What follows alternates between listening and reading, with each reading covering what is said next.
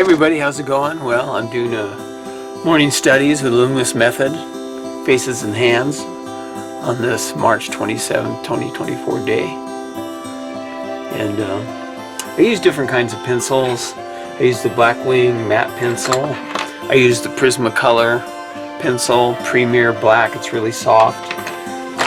For a lot of these sketches, I'm using a 0.7 lead. I think that makes it a HB lead on these little mechanical pencils.